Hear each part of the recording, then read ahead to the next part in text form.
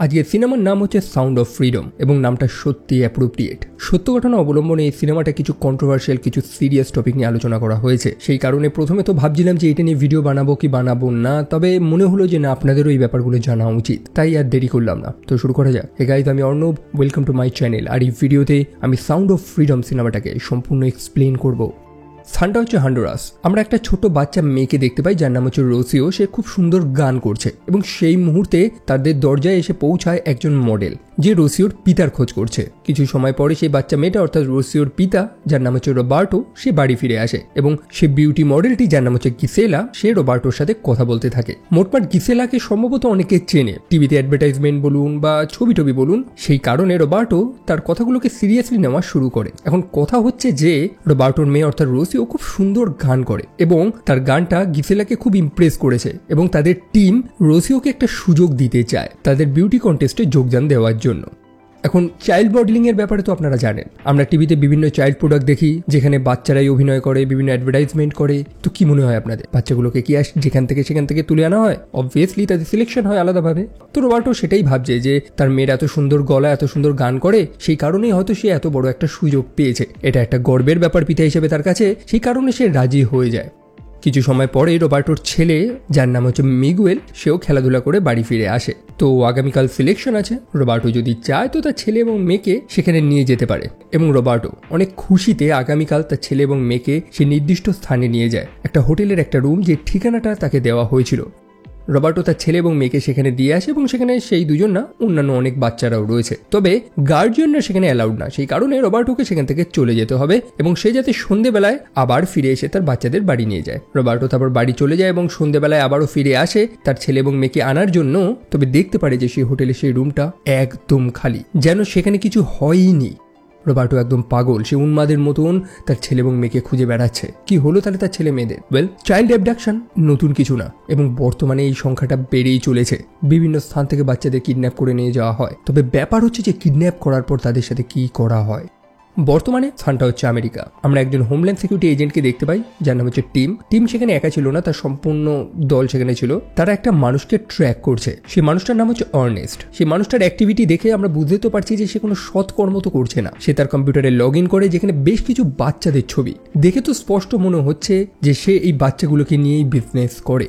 Team এবং তার সম্পূর্ণ দল একদম তাকিয়ে ছিল যে কখন সেই মানুষটা তার লগ ইনটা করবে এবং তাকে হাতে নাতে ধরবে, এবং তারা লুকিয়ে লুকিয়ে সেই মানুষটার বাড়িতে প্রবেশ করে এবং বাড়িতে প্রবেশ করেই কিছু ভয়ঙ্কর এভিডেন্স তাদের চোখে আসে। চারিদিকে বাচ্চাদের ছবি, বাচ্চাদের খেলনা দেখে স্পষ্টত মনে হচ্ছে যে সেই মানুষটা কোনো নোংরা র্যাকেটের সাথে জড়িত এবং হ্যাঁ, তারা হাতে নাতে সেই মানুষটাকে ধরে। টিম খুবই হ্যাপি যে ফাইনালি তারা এরকম আর একটা মানুষকে ধরতে পেরেছে।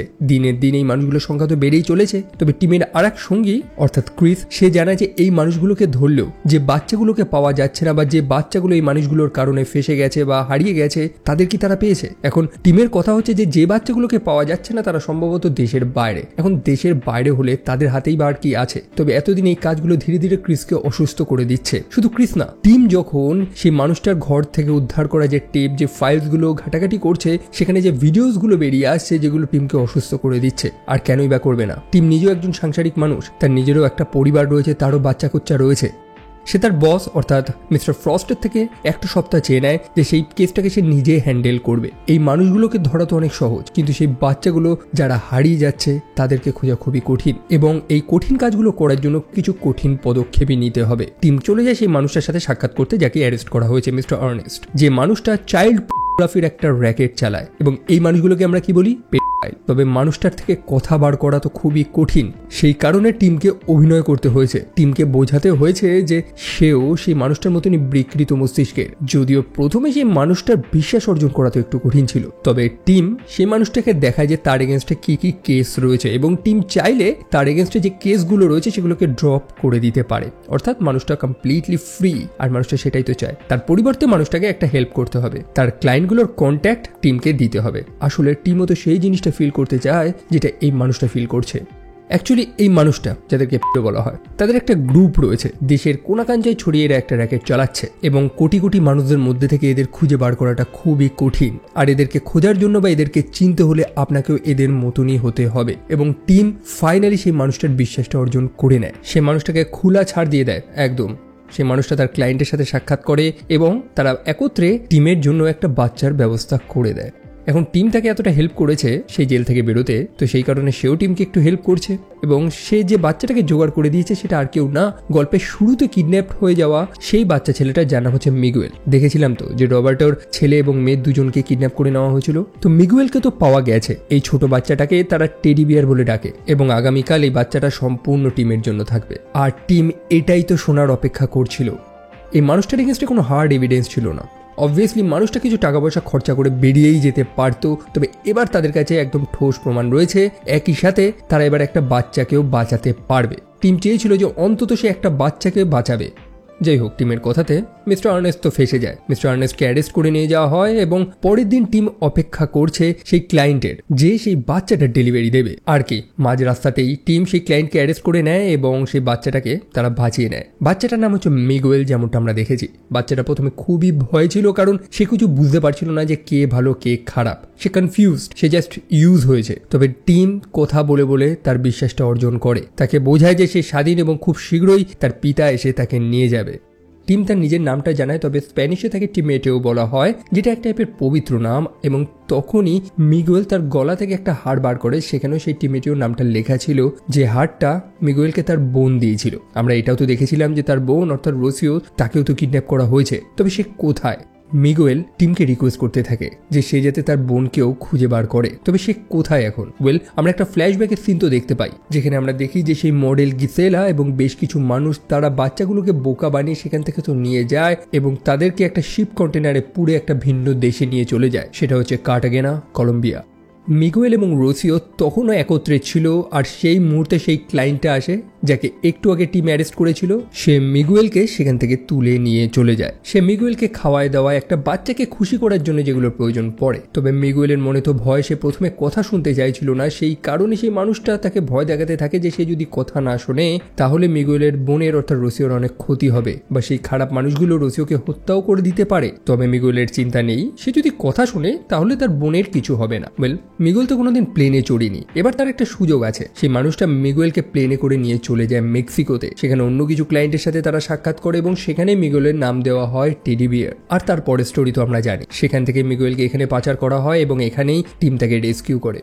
পরে সময় মতন মিগুয়েলের পিতা অর্থাৎ রোবার্টোকে ডাকা হয়। সে ফাইনালি তার ছেলেকে দেখতে পেয়ে খুবই খুশি। সে খুশিতে কান্নায় ভেঙে পড়েছে অ্যাকচুয়ালি। প্রতিটা দিন সে তার বাচ্চাদের বিছানার দিকে তাকাচ্ছে, যেটা একদম খালি। সে ঘুমাতে পারছে না, যে বিষয়টা সে টিমকে বোঝাতেও পারছে না। তবে টিম রিয়েলাইজ করছে, যেমনটা বললাম, এই কেসটা ধরে টিম সফল তো হয়েছে, তার তো খুশি হওয়ার কথা। তবে না, যেন সে আরো অসুস্থ হয়ে পড়ছে। রোবার্টো অবশেষে তার ছেলে মিগুয়েলকে নিয়ে চলে যায়। তবে মিগুয়েল যাওয়ার আগে তার বোনের দেওয়া সেই হারটা টিমকে দিয়ে যায়। টিম তারপর নিজের ইনভেস্টিগেশন আবার শুরু করে। সেই ক্লায়েন্টটাকে, যার নাম ছিল আর্ল, তাকে সে প্রশ্ন করা শুরু করে। তাকে জানায় যে তাকে কলম্বিয়াতে ট্রান্সফার করা হবে। এবার ব্যাপার হচ্ছে যে তাকে কোন জেলখানায় পাঠানো হবে সেটা এখন টিমের হাতে রয়েছে। সেখানে এমনও কিছু জেলখানা রয়েছে যেখানে হয়তো এই মানুষটা বাঁচতে পারবে না। সেই স্থানগুলো নরকের থেকেও কিছু কম না। তো আর্ল যদি চায় তো এখনই মুখ খুলুক, এবং সে মুখ খোলে।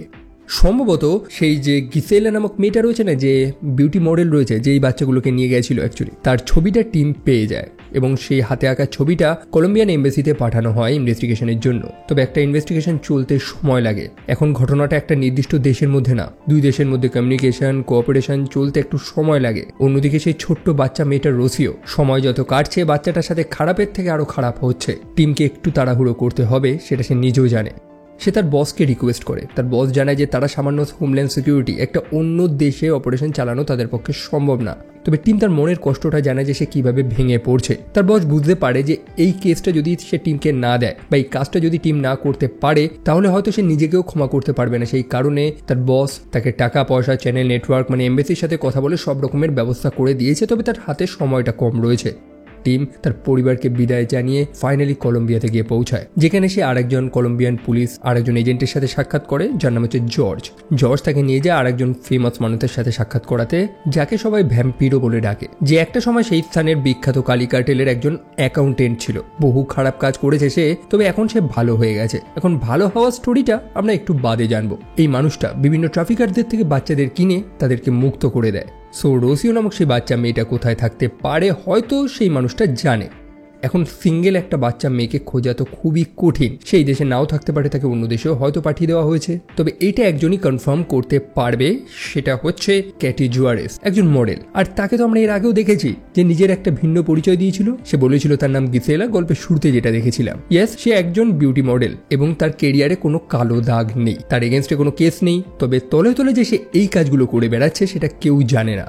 তবে এই মেয়েটার সাথে সরাসরি তো সাক্ষাৎ করা সম্ভব না, এই মেয়েটা একমাত্র সাক্ষাৎ করে লোকাল ট্রাফিকারদের সাথে বা যাদের সাথে তার পরিচয় রয়েছে এই ব্যবসাতে। সো অবশ্যই সেই মেয়েটার সাথে সাক্ষাৎ করতে হলে প্রথমে সেই মেয়েটারও বিশ্বাস অর্জন করতে হবে, তাদেরকেও এরকম একটা বিজনেস ক্রিয়েট করতে হবে যাতে দেখে মনে হয় যে টিম এবং তার টিম এরকমই কিছু ট্রাফিকিং বিজনেস করছে, ব্যবসা করছে এখানে। যদিও এটা নতুন কিছু তো না, আমেরিকা থেকে আসা বহু মানুষ থাইল্যান্ড বা অন্যান্য দেশে এরকম ট্রাফিকিং বিজনেস করছে, লাখো কোটি কোটি টাকা কামাচ্ছে তারা। সো ইজিলি তারা মানুষদের বিশ্বাস অর্জন করে নিতে পারবে। তবে একটা ব্যবসা দাঁড় করানো তো অত সহজ না, তাদের পুঁজি লাগবে, টাকা লাগবে। আর এই ক্ষেত্রে টিমের এক বন্ধু তাকে সাহায্য করতে পারে এবং সে টিমকে আগেও সাহায্য করেছে, তার নাম হচ্ছে পাবলো, পয়সাওয়ালা একজন মানুষ।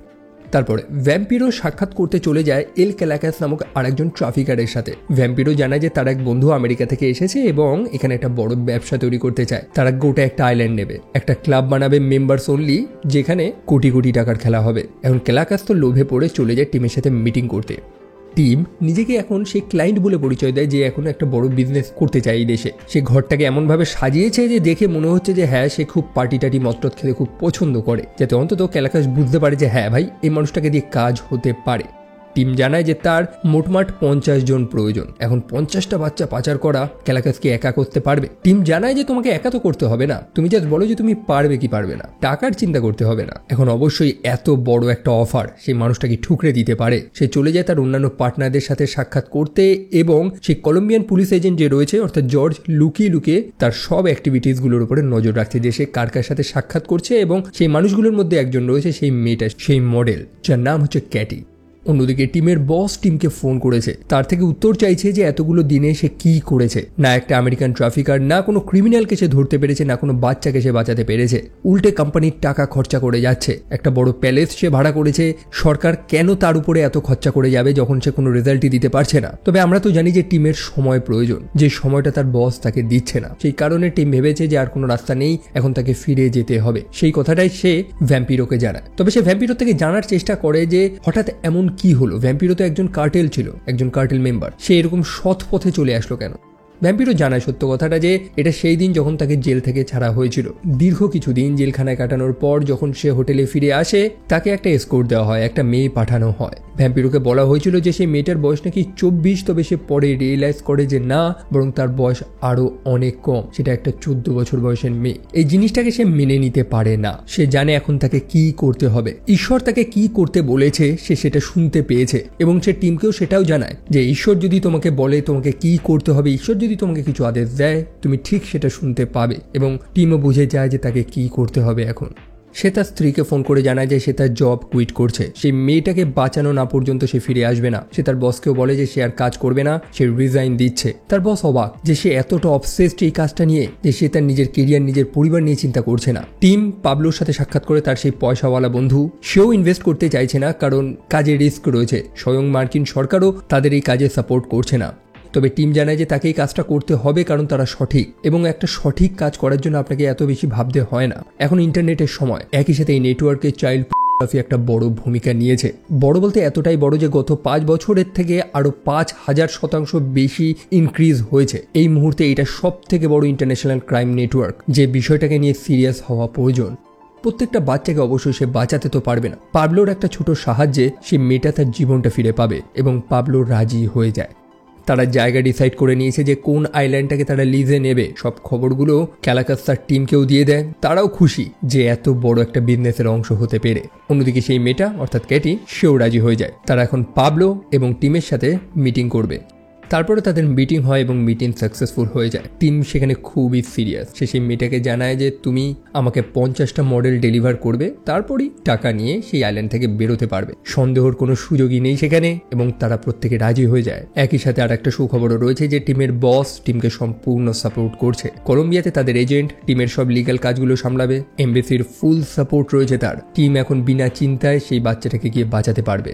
পরে সেই আইল্যান্ডে তারা মিটিং করে। সেখানে কর্নি নামক আরেকজন মানুষও এসেছে, যে সেই ক্রিমিনালগুলোর একটা লয়ার, ক্ষমতাশালী মানুষ একজন, এবং তার সাথে টিমের একটু ঝগড়া বেঁধে যায়, কারণ সেই মানুষটা একটা বাচ্চা ছেলেকে নিয়ে সেখান থেকে চলে যাচ্ছিল। এখন টিম তার নিজের সামনে তো সেটা হতে দিতে পারে না, সেই কারণে সে জানে যে এই বাচ্চাটাকে তার প্রয়োজন, আর সেই কারণেই তার সাথে কর্নের একটু ঝামেলাও হয়। তবে এর থেকে এটাও কনফার্ম হয় যে সেই মানুষগুলো টিমের উপরে কোনো সন্দেহ করবে না। প্রত্যেকের টাকা পেয়ে গেছে এবং কথা মতন সেই মেয়েটা প্রায় 54টা মডেলের সাপ্লাই দিয়েছে। সেখানে 50টার কথা ছিল, 4টে আরও এক্সট্রা দিয়েছে। অন্যদিকে বাইরে জর্জ সম্পূর্ণ কলম্বিয়ান পুলিশদের একটা ফোর্স নিয়ে অপেক্ষা করছিল এবং সুযোগ বুঝেই তারা সেই স্থানে হামলা চালিয়ে দেয়, সবাইকে অ্যারেস্ট করে। তবে জিনিসটাকে এমনভাবে স্টেজিং করা হয় যে সেই যে কার্নে নামক মানুষটা ছিল না, সেই লয়ার, সেই হয়তো ক্যাটি এবং তার টিমকে ফাঁসিয়েছে। যাই হোক, সেই বাচ্চাগুলোকে তো তারা ফাইনালি বাঁচিয়ে নিয়েছে, আর এটাই তো সাউন্ড অফ ফ্রিডম। সে বাচ্চাগুলো এখন স্বাধীন আনন্দে তারা খেলাধুলা করছে। পাবলো এবং টিম এটাই তো দেখতে চেয়েছিল। তবে এতগুলো বাচ্চার মধ্যে রোসিও নামক সেই বাচ্চা মেয়েটা নেই। কোথায় সে? তখন জর্জ অর্থাৎ সেই কলম্বিয়ান পুলিশ সে ফিউগো নামক সেই মানুষটাকে ইন্টারোগেট করা শুরু করে। এই মানুষটাই কিন্তু সেই বাচ্চাগুলোকে তুলে নিয়ে চলে গেছিল।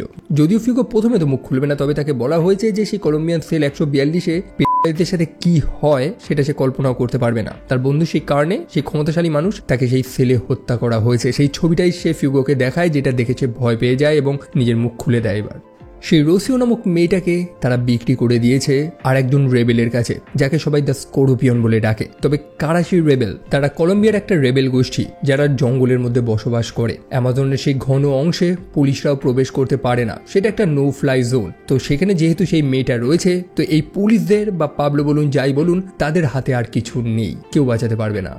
পাবলোর মাথায় তখন আইডিয়া আসে যে সেই রেবেলগুলো তাদের এলাকায় সব মানুষদের এলায় করে না, শুধুমাত্র মেডিকেল অফিসার্স ছাড়া। অ্যাকচুয়ালি সেটা জঙ্গল এলাকা, পাহাড়ি এলাকা, যেখানে মহামারী লেগেই রয়েছে, কলেরা, ম্যালেরিয়া। তো সেই কারণে তারা ডাক্তারদের অ্যালাউ করে, যারা সেখানে গিয়ে মানুষদের ভ্যাকসিন দেয়, ওষুধ দিয়ে আসে, ওষুধ সাপ্লাই করে। তো সেই স্থানে প্রবেশ করার একটাই উপায়, যদি তারা মেডিকেল অফিসার সেজে সেখানে যায়, এবং পাবলো এবং টিম তারা দুজন মিলে সেই প্ল্যানটাই করে। জর্জ তাদেরকে আর কোনো হেল্প করতে পারবে না, সে জাস্ট তাদের ইকুইপমেন্টগুলোর মধ্যে একটা ট্র্যাকার লাগিয়ে রেখেছে, যাতে জানতে পারে যে তারা অ্যাকচুয়ালি জ্যান্ত আছে না মরে গেছে। সেখানে সরকারের কোনো ক্ষমতা নেই, যেটা করতে হবে আপনাকে নিজেই করতে হবে। পরের দিন সকালবেলা তারা বোটে করে সেই রেবেল টেরিটরির দিকে এগোচ্ছে এবং নদীর ঠিক মাঝখানেই সেই রেবেল গোষ্ঠী তাদেরকে ঘিরে ধরে, তাদেরকে ভালো মতন চেক করে এবং জানায় যে কোনো একজনই যেতে পারবে তাদের সাথে। কে যাবে? টিম জানে যে সে যাবে। টিম একা চলে যায় সেই স্থানে, বড় ভয়ঙ্কর একটা জায়গা, পাহাড়ের মধ্যে জঙ্গল, চারিদিকে মানুষেরা ছড়িয়ে রয়েছে। টিম ফাইনালি সেখানে গিয়ে সেই স্করপিয়নের সাথে সাক্ষাৎ করে, অর্থাৎ সেই রেবেল লিডার, তাকে এল অ্যালাক্রন বলে ডাকে, আমি তাকে স্করপিও বলেই ডাকছি। টিম জানায় যে সে এখানে কলেরার চিকিৎসা করতে এসেছে, বহু মানুষ কলেরায় সেখানে মারা যাচ্ছে, এবং তার অর্ডার আছে যে সিরিয়াস কিছু হলে পেশেন্টদের ইমিডিয়েট এই স্থান থেকে ইভ্যাকুয়েট করে অন্য স্থানে নিয়ে যেতে হবে। তবে স্করপিয়ন জানায় যে না, তোমাকে চিকিৎসা করতে হলে এখানেই করো, নইলে ভাগো। টিম তারপর সেই স্থানটা ভালো মতন ঘুরে ঘুরে দেখছে এবং সেখানে উপস্থিত অন্যান্য বাচ্চাগুলোর মধ্যেই সে রোসিওকে খুঁজে পায়। টিম নিজের পরিচয়টা জানায়, যদিও সে সেই মেয়েটার সাথে সম্পূর্ণভাবে কথা তো বলে উঠতে পারেনি, কারণ স্করপিয়ন সেখানে চলে এসেছে। টিমকে জানতে হবে যে রাতের বেলা রোসিওকে কোন ঘরে রাখা হয়েছে, যাতে সে সেখান থেকে তাকে নিয়ে পালাতে পারে, এবং রাতের বেলা টিম সেটাই করে, লুকিয়ে লুকিয়ে সে রোসিওকে খুঁজছে। রাতের বেলা প্রত্যেকটা রেবেল গার্ড, তাদের লিডার, তারা বসে গান বাজনা করছে, মদ খাচ্ছে। তখনই টিম চলে যায় সেই লিডার অর্থাৎ স্করপিওর নিজস্ব ঘরে। টিম বুঝতে পেরেছে যে স্করপিও পার্সোনালি রোসিওকে নিজের জন্য রেখেছিল। রোসিও তো ঘরে ঘুমাচ্ছিল এবং তাকে ঘুম থেকে তুলতে গিয়ে মেয়েটা আচমকা ভয় পেয়ে চেঁচিয়ে ওঠে, যে আওয়াজটা সম্ভবত স্করপিও শুনতে পেয়ে যায়, এবং সে চলে যায় তার ঘরে চেক করার জন্য যে মেয়েটা ঠিকঠাক আছে নাকি। যদিও টিম ততক্ষণে সে মেয়েটার বিশ্বাস অর্জন করে নিয়েছে। পরে স্করপিও যখন সেই ঘরে প্রবেশ করে, টিম লুকিয়ে স্করপিওর উপরে আক্রমণ করে এবং তাকে হত্যা করে দেয়। তারপর সে রোসিওকে নিয়ে চুপচাপ সেখান থেকে বেরোচ্ছে। কিছু সময় পরেই বাকি রেবেলরাও জানতে পেরে যায় যে তাদের বস মারা গেছে এবং তারা অ্যালার্ট হয়ে যায়। অন্যদিকে টিমের পার্টনাররা তার ট্র্যাকারটা লক্ষ্য করে বুঝতে পেরে যায় যে টিম হয়তো রোসিওকে নিয়ে সেখান থেকে পালানোর চেষ্টা করছে, সেটা মুভ করছে, সেই কারণে তার আগের থেকে প্রস্তুত রয়েছে। টিম রোসিওকে বাঁচিয়ে কোনো মতে জর্জ এবং পাবলোর সাথে সাক্ষাৎ করে, যারা গাড়িতে করে সেই নদীর ধারে অপেক্ষা করছিল, এবং সেই গাড়িতে করেই টিম রোসিওকে নিয়ে চলে যায়। সেই রেবেলসরা বেশ গুলি টুলি তো চালায়, তবে সৌভাগ্যবশত কারোর কোনো ক্ষতি হয়নি। সেই গাড়িতেই টিম রোসিওর হাতে তার ভাইয়ের দেওয়া সেই হারটা দিয়ে দেয়, যাতে রোসিও বুঝতে পারে যে সে এখন সঠিক জায়গাতে রয়েছে। এই মানুষগুলো অন্তত খারাপ না আগেরগুলোর মতন। রোসিওকে হসপিটালে অ্যাডমিট করা হয়, যেখানে চিকিৎসা হয়, এবং পরের দিন সকালেই রোসিও চোখ খুলতেই সে চোখের সামনে তার নিজের পিতাকে দেখতে পায়। এর থেকে খুশি মুহূর্ত তার আর কি হতে পারে। সেই ফ্যামিলি আবারও একত্রিত এবং রবার্টো তার বুক ভর্তি আনন্দ নিয়ে তার ছেলে এবং মেয়েকে নিয়ে ফেরে তার নিজের বাড়িতে।